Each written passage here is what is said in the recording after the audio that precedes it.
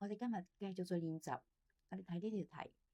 呢條題咧係咁嘅，同樣係有一個梯形 A、B、C、D。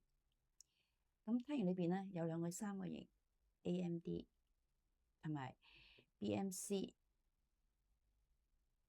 係咪？AMD 同埋 BMC 有兩個三角形。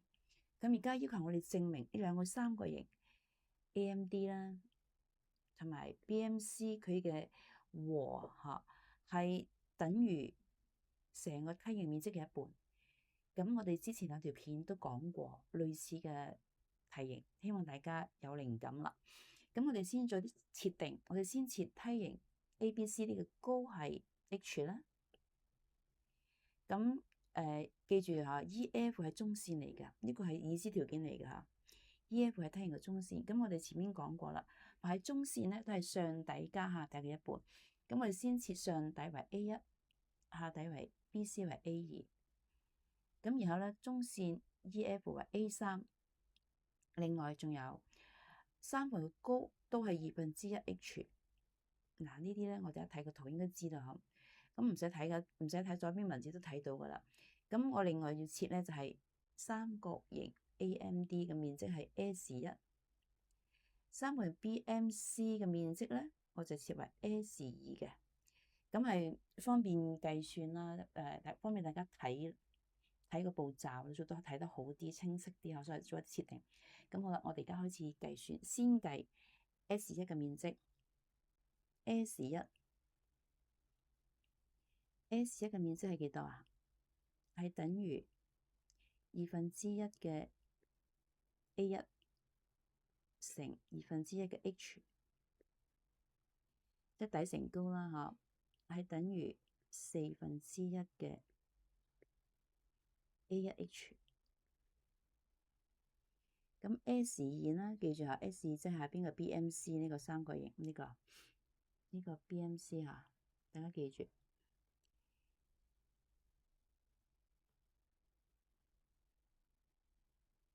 咁佢嘅面積咧就係1/4嘅 A2H， 咁我唔寫咁多啦，因為咧大家都好清晰啊。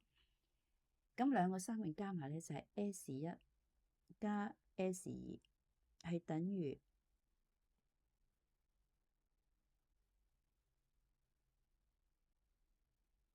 1/4嘅 A1H 加1/4嘅 A2H，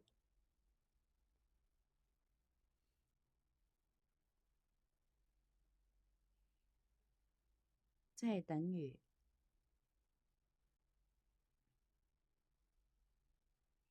1/4 A1 加 A2乘 H 咁樣。咁我哋前面講咗好多次，中線 A3咧係等於 A1 加 A2乘1/2嘅。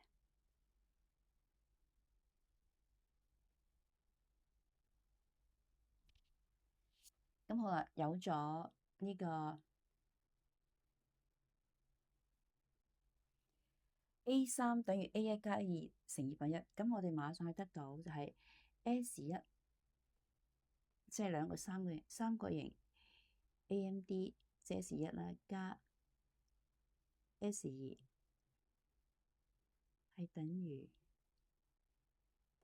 1/2 A3H。點解啊？就將呢條式啦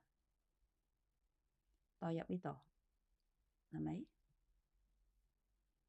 咁樣咧就變咗 S1加 S 等於 A3 1/2嘅 A3H。咁呢個希望大家都懂啦嚇。咁如果大家都係睇唔明咧，我快速寫一次1/4嘅 A1加 A2括號 H 係等於1/2乘1/2 A1加 A2H 嘅。咁睇下呢個咪就 A3啊？呢個就 A3嚟嘅，係咪？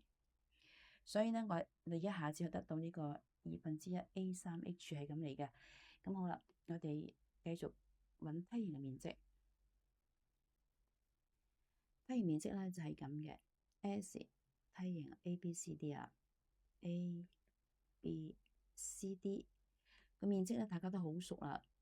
梯形面積就係點啊？A1 加 A2，上底加下底 ，A1 加 A2 乘高 H 再乘1/2。咁你同樣道理將嘅 A3嘅公式代入呢條式啊，代入梯形嗰個公式裏邊。咁所以梯形面積同樣係等於 A3H。點解咧？就因為呢個 A1 加 A2同埋1/2咧係等於 A3，所以一下子得到 A3H。咁樣咧，我哋就好清楚咁知道 S1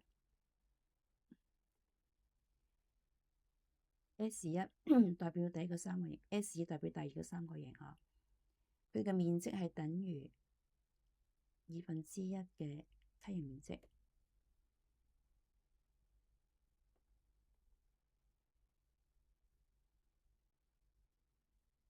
A、B、C、D。